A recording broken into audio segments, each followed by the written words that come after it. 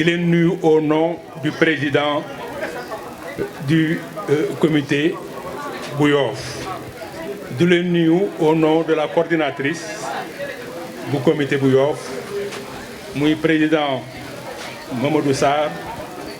ak coordinatrice Fambaye Ndoye tey nag bis bu am importance la ci suñu vie politique parce que li ëpp solo ci àddina mooy jàmm te ñun suñu processus pour désigner suñu candidat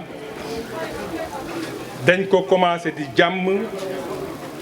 war ko yeggali tey ci jàmm ci kàttanu yàlla suñu boroom. loolu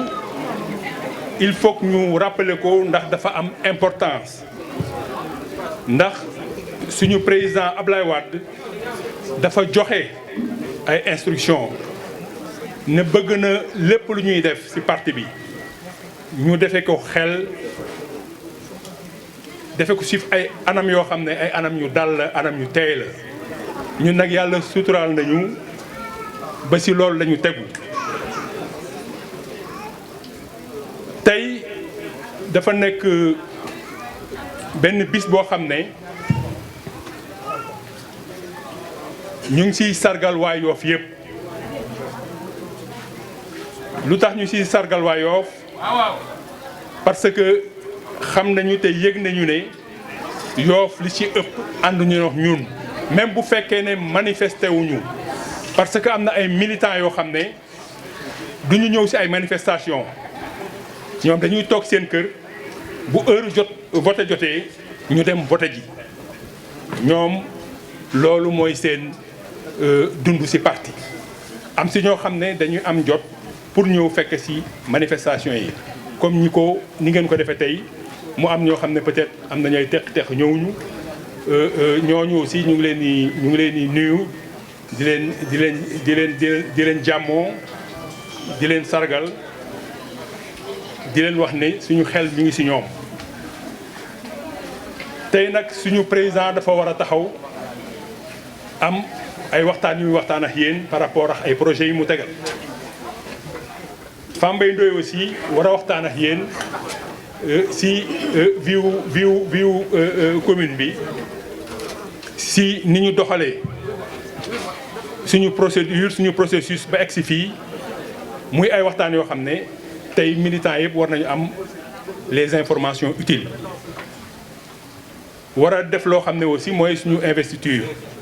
loolu aussi lu am importance la ñu ngi leen di sant di leen gërëm bëgguñu jël temps bi di ko arranger parce que fi mu nekk nii vraiment bëgg nañu def li ñuy def teel fay jógee ndax asamaan si neexul donc vraiment ñu ngi jox kàddu gi Fambaye Ndoye. kilifa yi nag bari nañu te ku lim juum waaye defe naa ni am na ñoo xam ni ci mag ñi nga xam ni ci seen tànk la ñu topp war nañ leen a mën a lim sàkku ci ñoom ñaan ñu lim ci ñaar rek muy suñu papa Basirou Thiam ca Terme Nord ci góor ñi ci jigéen ñi ñu lim ci suñu bàjjen Yacine Ndoye mi toog parce que nit dafa war a am reconnaissance ci ñi nga xam ni ñoo nekkoon ci tool bi di béy ba mu fekk leen ci kon suñu kilifa yooyu la ñuy commencé nuyu di nuyu nag suñu président Modou Sarr te ñu tàcc ko bu baax a baax président Modou Sarr waa Yoff ñu ngi lay nuyu di la sant góor jigéen mag ndaw ñëpp ñu ngi lay nuyu di la sant li tax ñu lay nuyu di la sant nag ñëpp mën nañ ko seede ci tànt bi da ngay ñëw fekk ña ñu faloon dem toog fekk ña amoon solde yi dem toog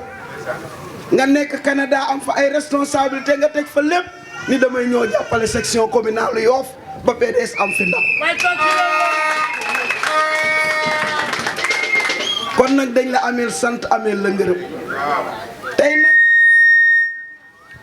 li ñu fi tax a daje ñun ñii ñëpp mooy bala ngaa boot da ngay am mbootu am rogganti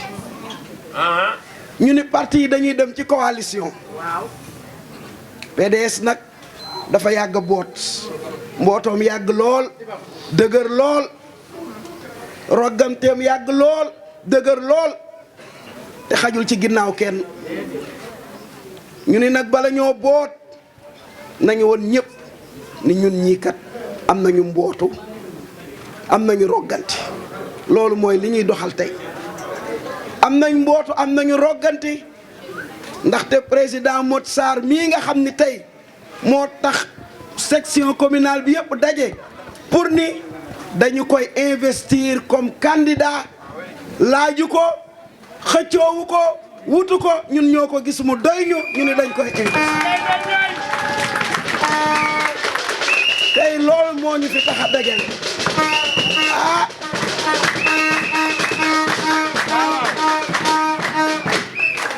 dafa guddi nag te ñu nekk ci nawet moo tax wax ji du mën a bari waaye nag dañoo bokk foo xam ni nag du fu ndaw mooy parti démocratique sénégalais bu président Abdoulaye Wade mooy parti démocratique sénégalais bu candidat Karim Meïssa Wade foofu ku fa bokk bokkoo fu ndaw bokkoo fu ndaw de ndaxte Abdoulaye Wade di suñu secrétaire général national opposant boo xam ni tey PDS ñëpp reconnaître nañ ni moo tax tey nit am fitu taxaw nii yor micro di wax lu ko neex moo tax démocratie samp ci réew mi ku ñàkkoon fit moo la jox fit ku ragaloon a wax moo la jox fit ba ngay wax bokk ci parti boo xam ni lépp lu fi baax moom la muy ci kaw muy ci suuf fépp foo jaar daj fa Abdoulaye Wade ñu am nag candidat bu mat candidat kookoy kan Karim Meïssa Wade président Karim Meïssa Wade mi nga xam ni moo tax président Macky Sall daw ba daanu moo tax mu naax te juddoogul moo tax mu jànnaxe moo tax dootul nelaw moo tax mu am insomnie xale bi nga xam ni am na yar am na xam-xam dal na man dama naan li ñu am kenn amu ko kon nag war nañoo ñeme fa ñu jëm coow li suñu xale bu xees xam-xam bee wàccul billaay bu wàccoon lépp seet waaye nag bala moo ñëw dina fekk ñu béy waar wi ba fu ko neex jaar loolu nag moo indi Mamadou Sarr ci béy waar woowu pour Karim Meïssa Wade bu ñëwee fekk waa parti démocratique sénégalais rafle communes yi nga xam ne ñoo nekk ci biir Sénégal yëpp rafle département yi nekk ci biir Sénégal tey li ñu dajale fii loolu la muy guddi nag duñu mën a sori lool waaye nag Mamadou Sarr dafa di doom ci koo xam ni moo jur Karim Meïssa Wade di bàjjanam muy maire Yacine Ndoye waaw kon nag présentation Mamadou Sarr wax ci Mamadou Sarr dañ koy delloo kàddu gi suñu doyen bi nga xam ni mësula noppalu alalam fekkewu ko santeem fekkewu ko jotam fekkewu ko lépp lu mu am lépp lu mu man jot bu mu am parti démocratique sénégalais la ko def ba mu jeex tàkk te seentuwu ci leen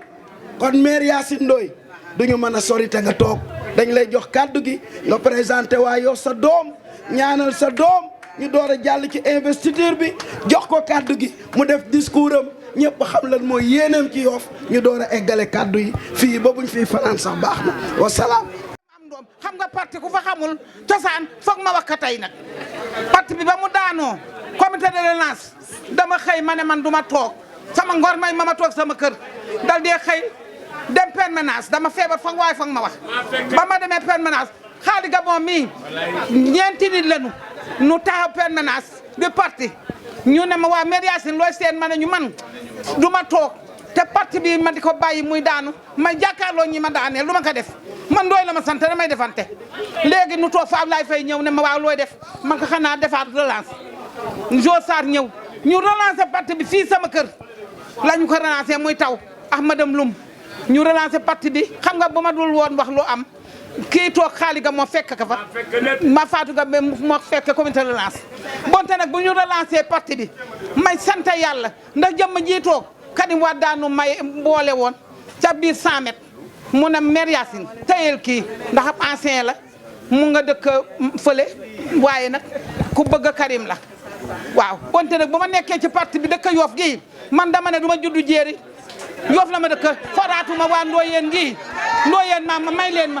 ma ne waa Ndoyeen gii dama bokk si maam Thiannaar ma ay talaay mi di seetam maam Limaamul Madiyu maam Limaamu nag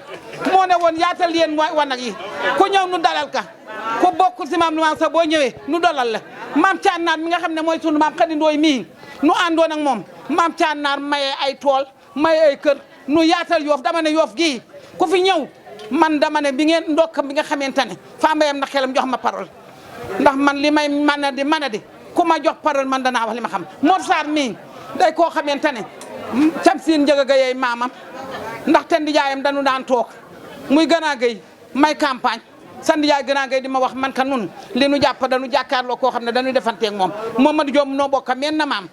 noo bokk de Barcelone waaye gën a gëy dañu daan dem sa moom di ko wax ak moom bonte nag yow boo dee sëtëb Tamsine Ndiaga Gueye bokk fi sa armée la maam ngi ka jaaxle dem kan jaaxle dem kër maam Tamsine Ndiaga Gueye nit boo xamlee foog nga laaj ñi ko xam dégg nga ndax me Mor Sarr mii maamam Tamsine Ndiaga Gueye Yacine a ngi nii yaayam doom ji mu ma saan am baayam buy tudda danga naan mim tudda ëppanam tudda man Assou Ndoye yaa kii mi aw Mbaye Gueye ñoom kenn ñu ànd ma di seen ab guni bonte nag Mor Sarr mii yàqul mbootu yow xëy na xamuloo ma bu baax sax waaye tey man ba ma déeb ancien di ñafe ku ne xam na ne maa daan dëbb kaani kii di ñafe si paabar kii da lu ne gis naa ko nag tëj nañu sama jëkkër waaw Ablaye Faye xam na Khady Ndoye ñi xam nañ ma bonte nag tey dama ne dama doon ragaluma sax ndax man dama ne ragaluma xam nga lu tax ragaluma Mor Sarr mii bu melee nii man dama naan yal na ko yàlla fal cat ndax sigil na ñëpp waaye mën la sigil man mi xaali Gabon ma taxawal comité de relance am fitam ba tey jii li am Yoff dama ne fii la jëkkee woon comité de relance fii la déparé woon parti bi fii la déparé woon te boo demee laaj Lamine Thiam fii la parti bi déparé woon bonte nag comme déparé woon na fii bonte nag tey dama sant yàlla Karim Meïssa Wade ci boppam ku ne xam na ne maay bàjjanam ji may wax toujours dañ ma daan génne buñ demee tribunal buñ ma génnee bu xëyee ma dugg si waat bu ma nee juge bi soppi ñu ne génne leen ma génn ñu na jël sob saak tribunal ku fu ñëw tribunal xam ma nu dem 100 mètres mu ne ma bàjjen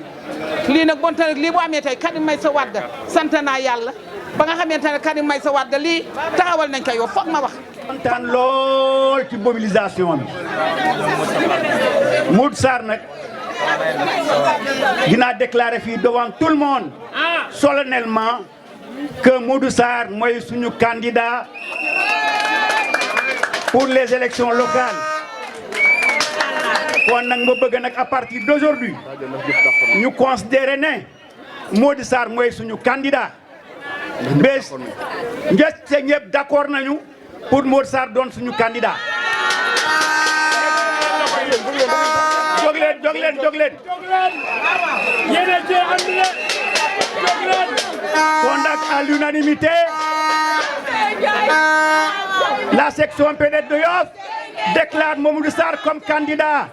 aux élections municipales.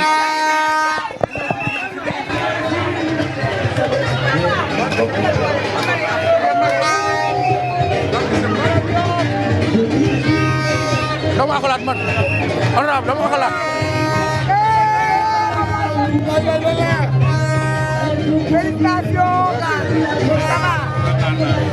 ki dugg sera gi mooy Mame Diarra Fam yal na ko yàlla jox maire Guinaw Rail Mame Diarra Fam honorable député jigéenu ko Abdou Karim Meïssa Wade waa Yoff ñu ngi leen di nuyu di leen sant di leen gërëm ci mobilisation bi ngeen def tey nii alors maa ngi gërëm te di féliciter sama mag sama kilifa Mamadou Sarr tàcc leen loolu ndax dañu wootante samedi passé fekk ma ñëw mu wax ma ne day def cérémonie d'investiture am ma ne ko loolu fu mu ma fekk même bu ma fekkoon Canada dinaa ñëw. Je vais m'expliquer, vous allez comprendre qui est Mamadou Sarr. Mamadou Sarr dafa doon koo xam ne war nañu jaral loolu ndax waa Yoff lu mu leen jaral ñun ñi nekk ak moom Canada jaral nañu lu ëpp loolu ndax c'est la personne,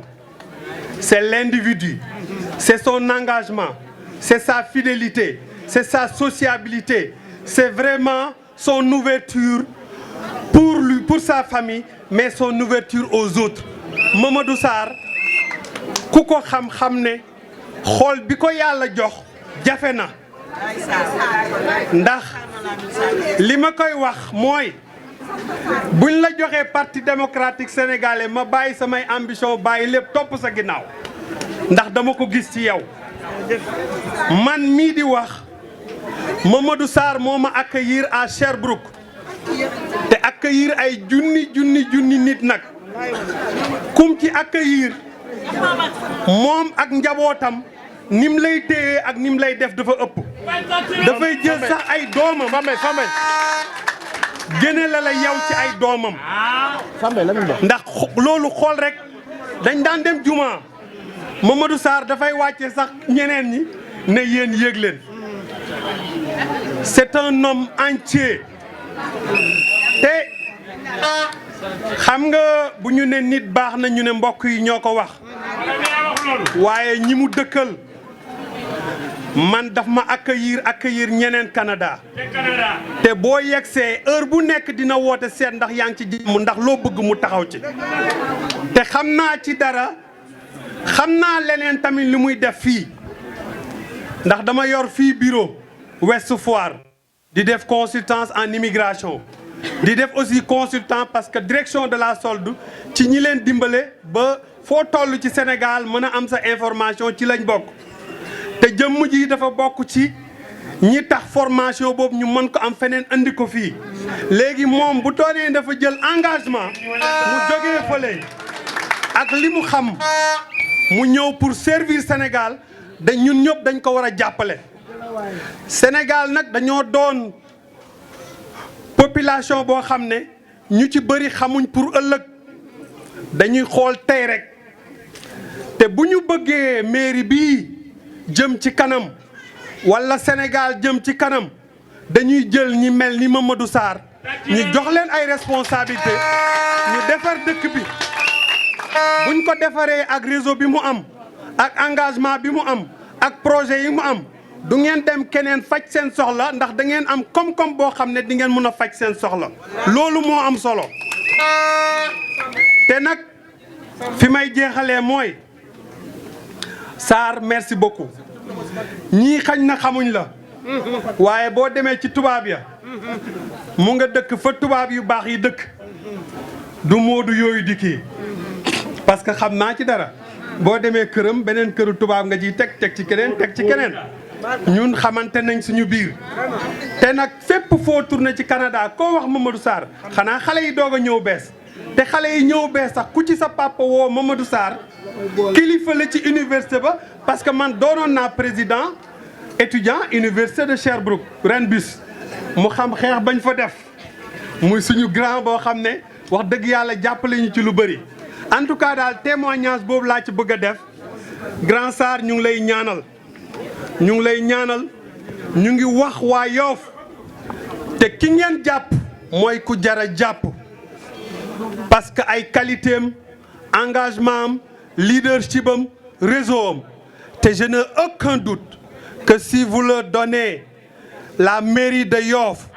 au-delà de Yoff il fera développer Dakar et le Sénégal merci beaucoup. ma ginnaaw xam na ni tey ak ñi ma àndal wéruma waaye lu yëngu lu nekk li ko yëngal moo ko ëpp doole Yoff asalaamaaleykum. maaleykum salaam wa rahmatulah honorable député. ñenn ñi nga xamante ne waroon nañoo dox ba dajeeg man ci mbedd ni ma ay Mame Diarra Fam ni ma la bañe ñooñu ñëpp maa ngi leen di jox sama loxo di leen wax asalaamaaleykum. di nuyu la présidente parce que toujours je commence par les dames Femme Mbaye Ndoye di suñu nawle jigéen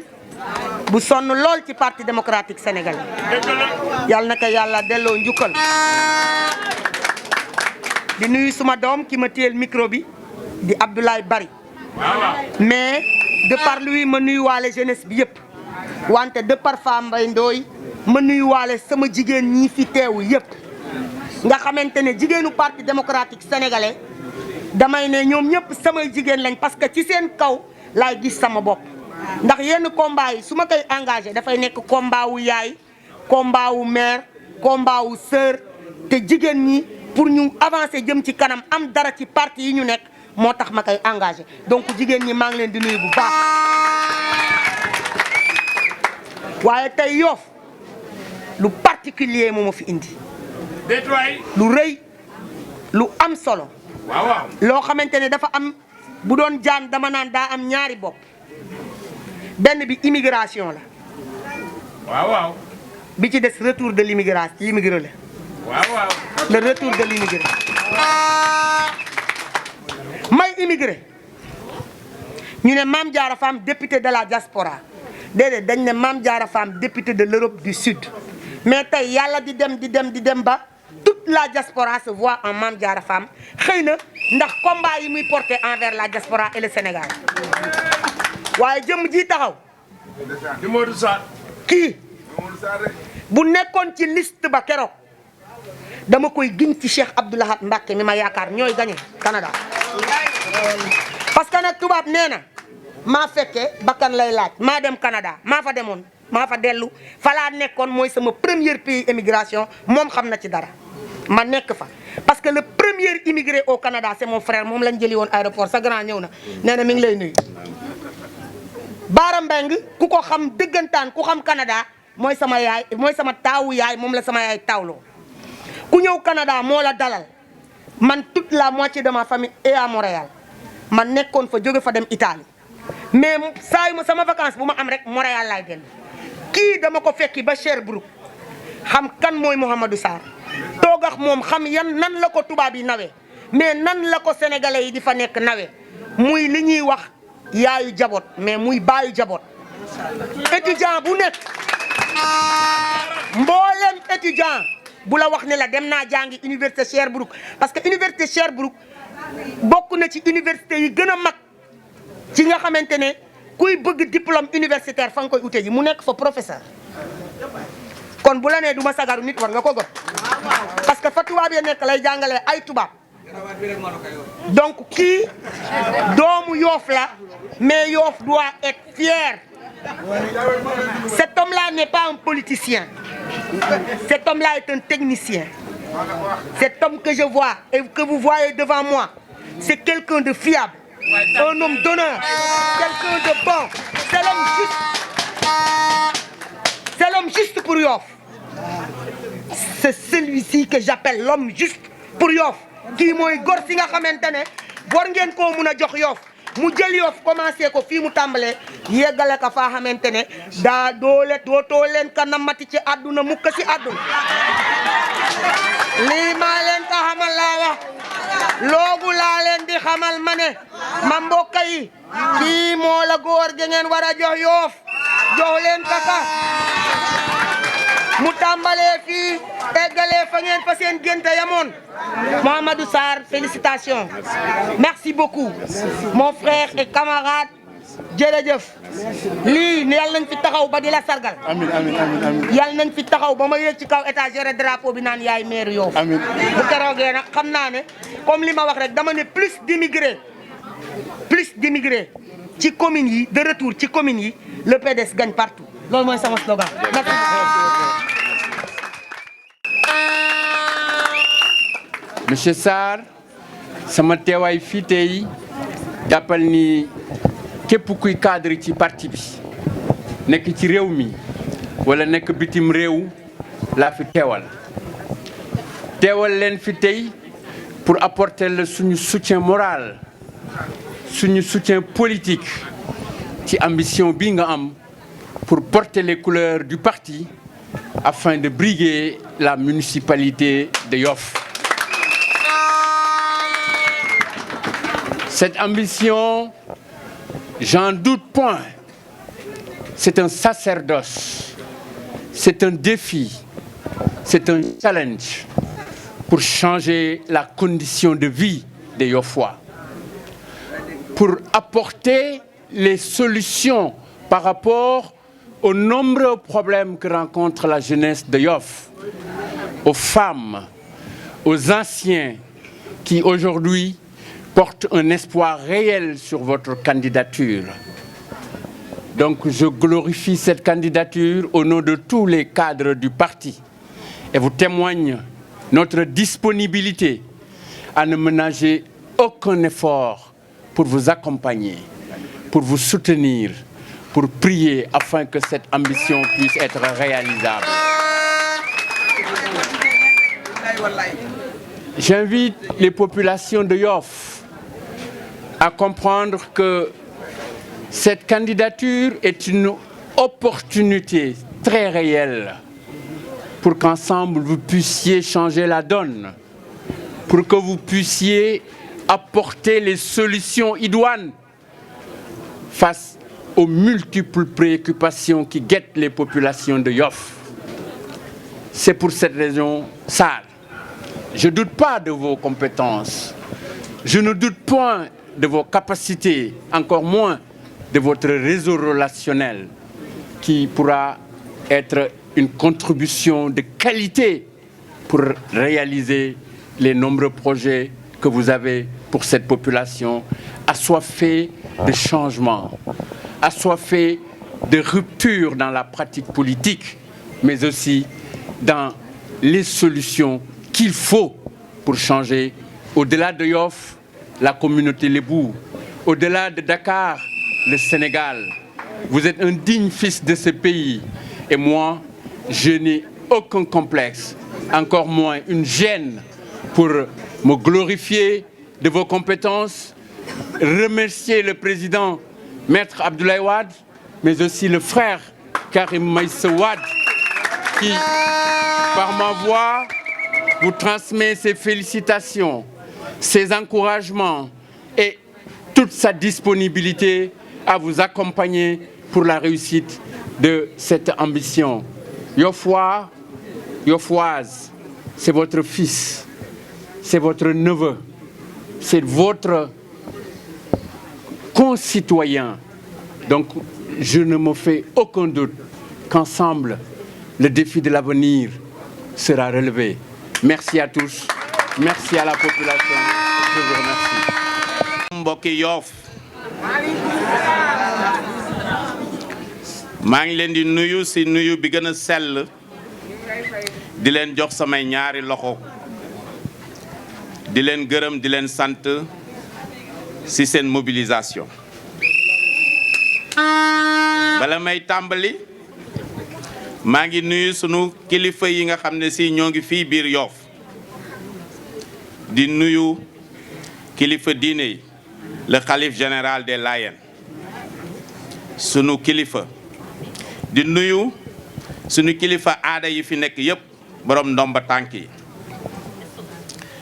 di nuyu particulièrement aussi le frère secrétaire général maître Abdoulaye Wade mi nga xam ne lépp moo ko waral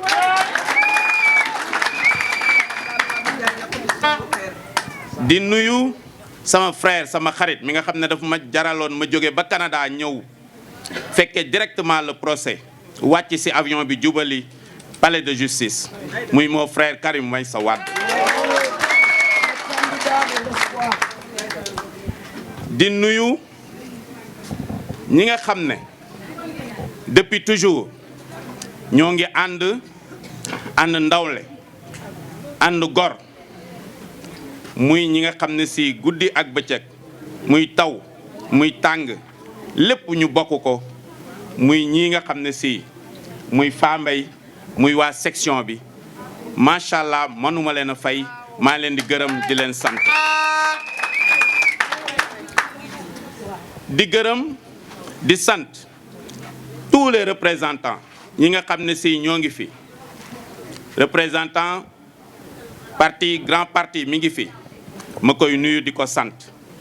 di nuyu représentant bokk gis-gis maa ngi koy nuyu di ko sant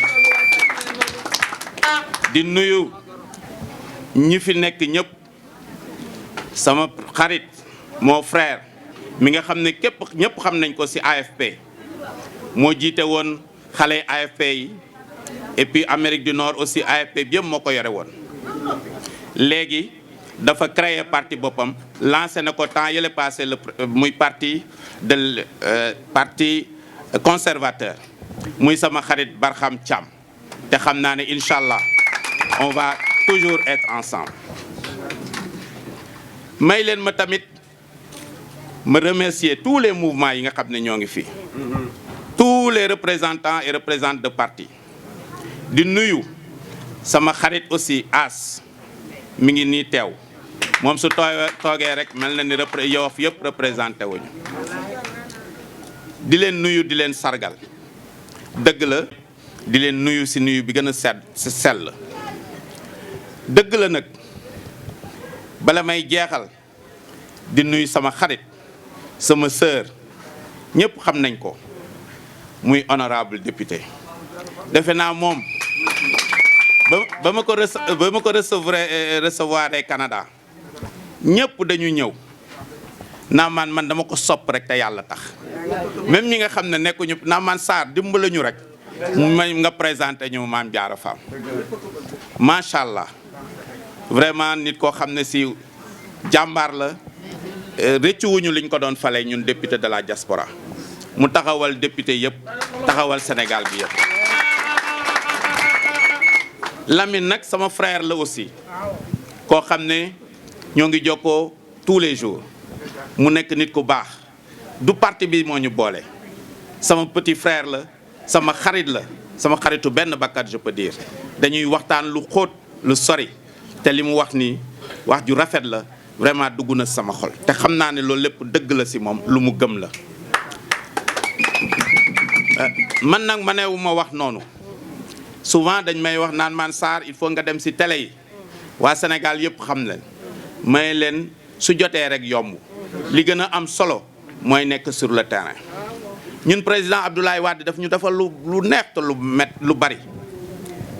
dañu nekk xale di ko topp ñu nekk fii dëgg la nag yàgg naa bitim réew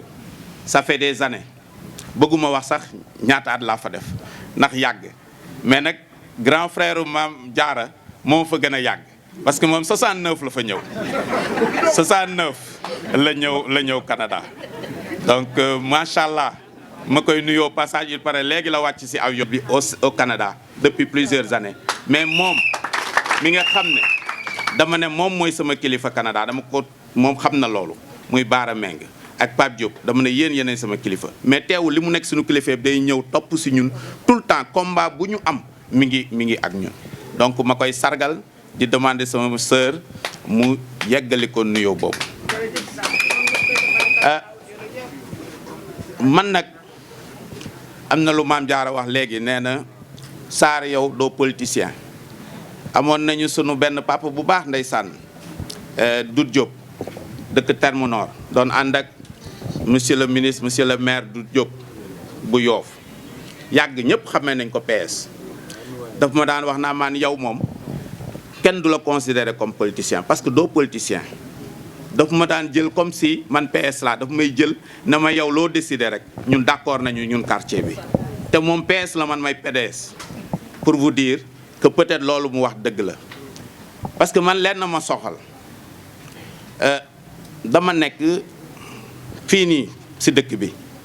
su may wax waa Yoff ne souvent sama génération su ma ne leen ngëza rek ñoom ñëpp ñu daanu ree parce que mooy tuuru oto mbalit bi fii maanaam lekku tubaab avion yi suñu masaane ñëw ñun ñëpp xale dañuy togg ceeb yu neex suñu kër mais ñu bàyyi ko fa dem ngëza parce que moo tax des fois su may gars yi di tooñ gi wax ma ne leen bu leen ma fontoo man ba may lekk caviar rek ay affaire yooyu boobu xale bu tuuti laa boobu parce que ngëza lañ ko daan lekkee donc man màggee fii nii Yoff fii école arabe bi laa jëkk a duggee école bala maa dugg français bii bu Yoff bii daan yendu fii nenaat ba biñ fiy dëkk nenaat fii donc may màgg du sama baaxu yàlla la rek du sama ngóore yàlla moo ma baaxee xëj na may ma jàng après sama parents yi sacrifié particulièrement ma maman mu daan jaay fii aéroport di jaay fayal ma sama njàng ma dem Canada bi ma yeggee Canada en 90 ambassadeur ba fa nekkoon bi ma jëkkee taxaw ak moom jàkkaarloog moom dane ma yaay doomu kan parce que ana yooyu may dem Canada ku fa dem bourse moo la fa yóbbu wala ñu ne yow kat sa papa xam nañ ko fii au Canada au Sénégal soit ministre la soit entrepreneur bu mag mën naa ne wax ne presque man maa fa jëkk a dem si koo xam ne un Sénégalais moyen un Sénégalais des quartiers populaires jubali Canada moo tax bi ma fa nekkee képp ku ñëw Canada dama koy jëlee comme sama bopp parce que ñëw naa fa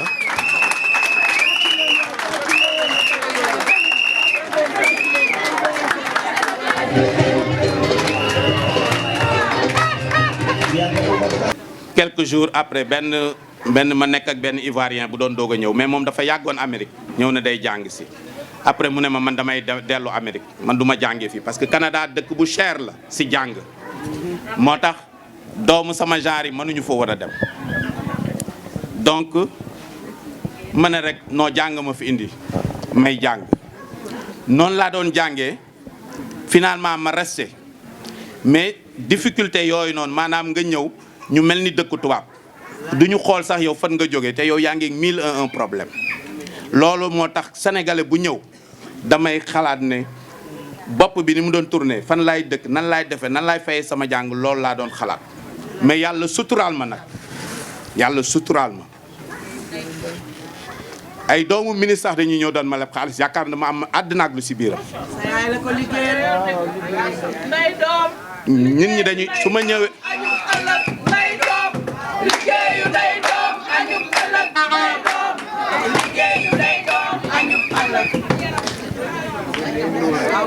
nit ñi dañu yaakaar ne man si famille yi almadeeg yooyu laa dëkk wala ay Fann Résidence tellement du ma jàmbat du ma def dara di daan sama doole di sama liggéey heureusement aussi ma nekkoon régime coopératif donc loolu noonu moo taxoon sénégalais bu ñëw Barham li mu wax dëgg la moom mi sax daf may woo di ma wax ne ma am naa diw bi ñëw xam na am na yu bari yoo xam ne du waxu meeting